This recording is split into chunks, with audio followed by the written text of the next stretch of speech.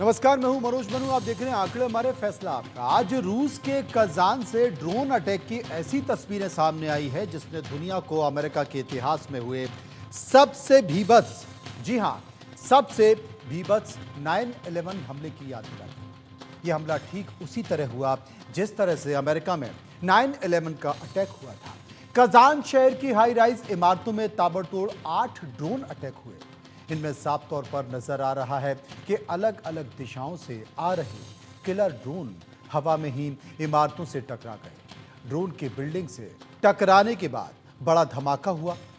रूस ने इस हमले का आरोप सीधे सीधे यूक्रेन पर लगाया है। इस हमले के बाद पुतिन का गुस्सा भड़क गया।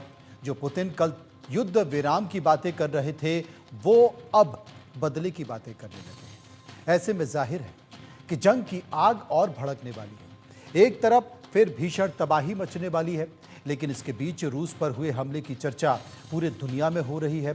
कजान शहर पर हुए हमले की चर्चा इसलिए भी क्योंकि इस साल 2024 में रूस के इस शहर में ब्रिक्स सम्मेलन हुआ था और इसी शहर में अब यूक्रेन ने तबाही मचा दी है। हालांकि अब सवाल है कि यूक्रेन के हमले के बाद पुतिन का क्या प्लान है। रूस यूक्रेन के जंग में अब आगे क्या होने वाला है और क्या ट्रंप भी इस युद्ध को नहीं रोक पाएंगे? आज इसी मुद्दे पर चर्चा करेंगे। कई मेहमान हमारे साथ जुड़ेंगे, लेकिन उसके पहले एक रिपोर्ट।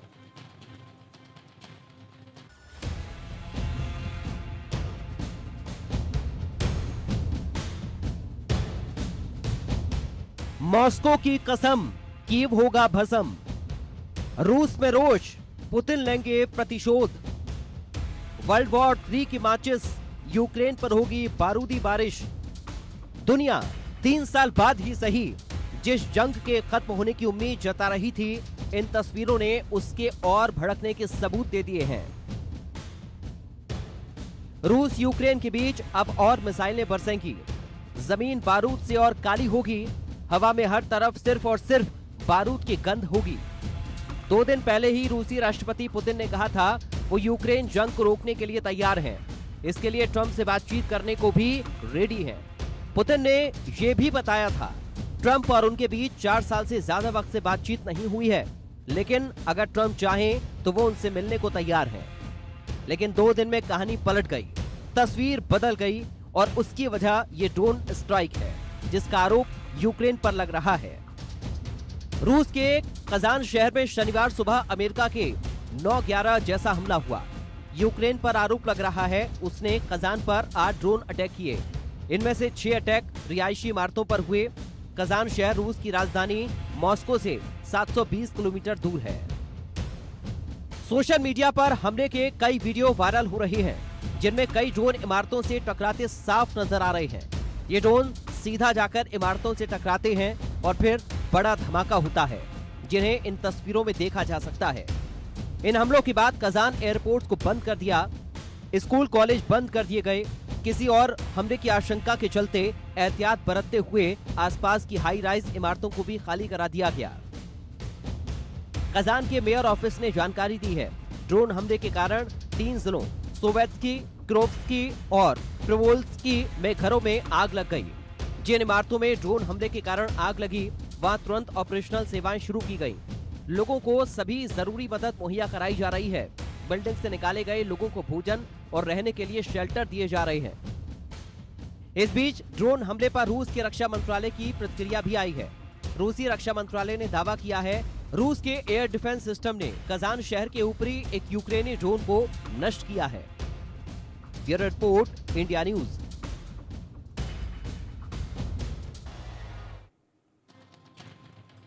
अब इसी घटना को लेकर हम लोगों के बीच गए। चूंकि जिज्ञासा है इसलिए कुछ सवाल भी पूछे, लोगों ने उस पर अपनी राय दी है।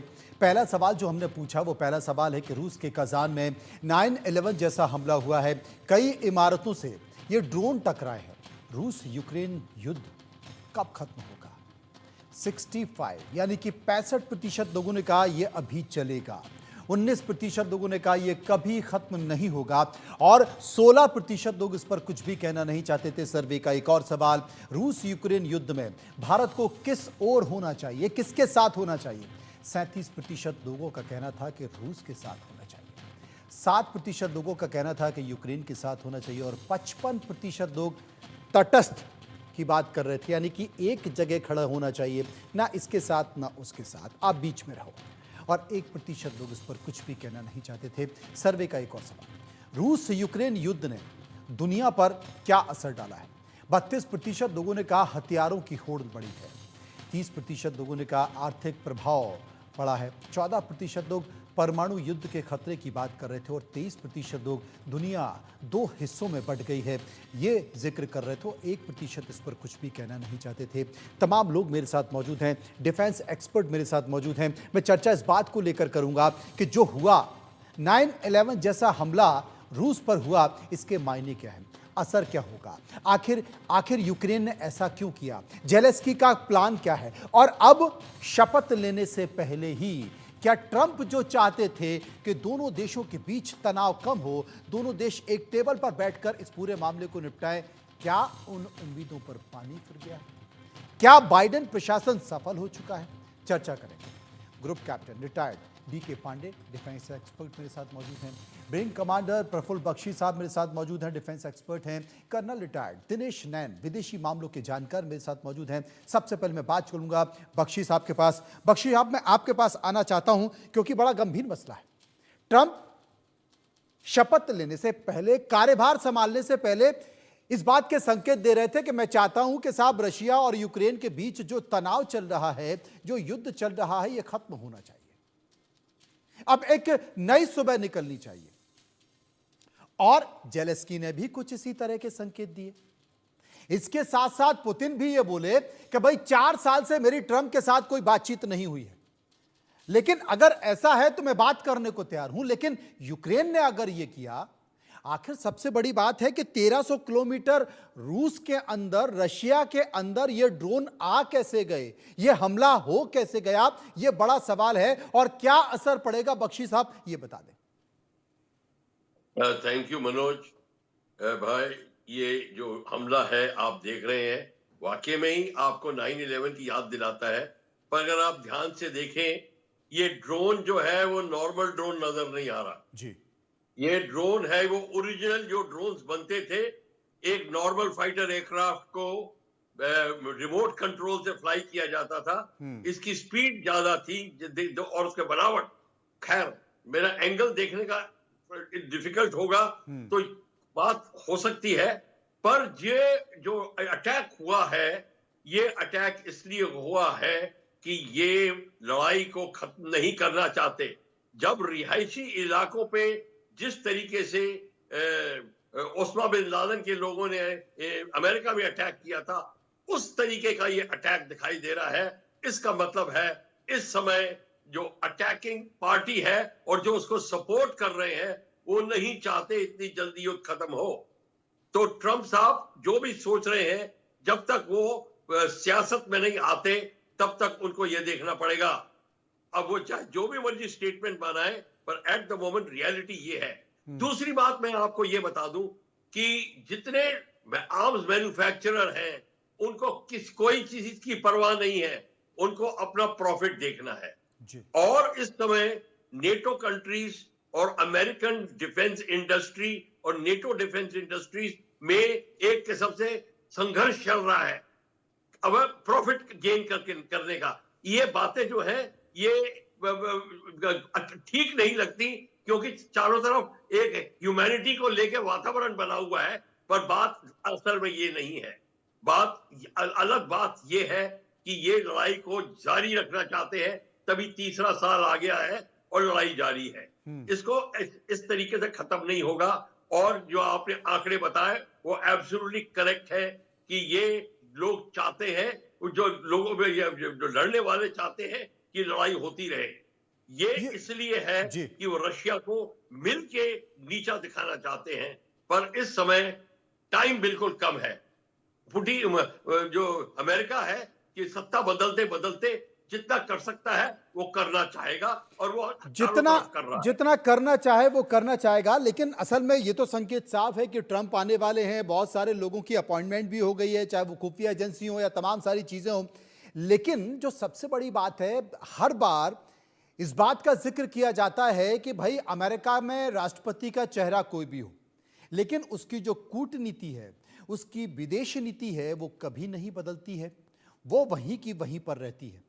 ट्रंप इस बात को लेकर संकेत जरूर दे रहे थे कि भाई मैं चाहता हूं कि दोनों देशों के बीच जो तनाव है वो तनाव खत्म हो जाए, लेकिन नहीं बदलती। सबको पता है कि 20 तारीख को शपथ ले रहे ट्रंप। बावजूद अगर उसके उनका मंत्रालय, उनके अधिकारी, उनके डिफेंस, उनके तमाम डीप स्टेट मानने को तैयार नहीं है, तो डीके पांडे साहब इसे क्या कहें, क्या समझें? देखिए, बहुत ही महत्वपूर्ण प्रश्न आपने उठाया है, लेकिन उसको इस आयाम इसका जो है वो मुख्य ये है कि विश्व किससे प्रभावित हो रहा है और यूरोपियन कंट्रीज की हालत क्या है हमें पता है, और अमेरिका की जो है ग्रोथ रेट अभी 3% अब हुई है, जबकि वो 2.2 और 2.5 के बीच में जो है वो लड़खड़ा रही थी।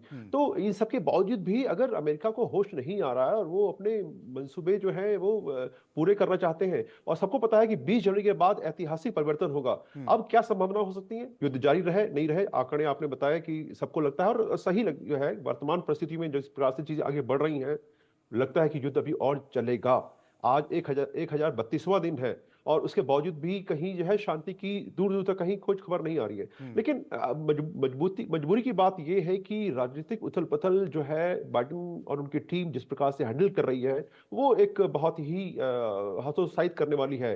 ट्रंप अभी जब तक आते नहीं तब तक कुछ नहीं कर सकते, जरूर वो कुछ अपने कथन उनके आते रहेंगे, विचार आते रहेंगे, लेकिन उस पर क्या असर होगा ये बड़ा कहना बहुत मुश्किल है, क्योंकि कुछ उससे होता दिख नहीं रहा। अब जो है बात मुख्य सामने ये आती है कि जो अटैक अभी आज हुआ, इसमें 3 बातें सामने उभर के आई कि 700 किलोमीटर मॉस्को के ईस्ट में है कजान, और 1070 किलोमीटर जो नियरेस्ट प्लेस है यूक्रेन में, वहां से अगर लॉन्च करता है ये ड्रोन अटैक तो लगभग 1070 किलोमीटर के आसपास से वो दूरी बनती है इस कजान में जहां पर ये बिल्डिंग रेजिडेंशियल अटैक किया गया।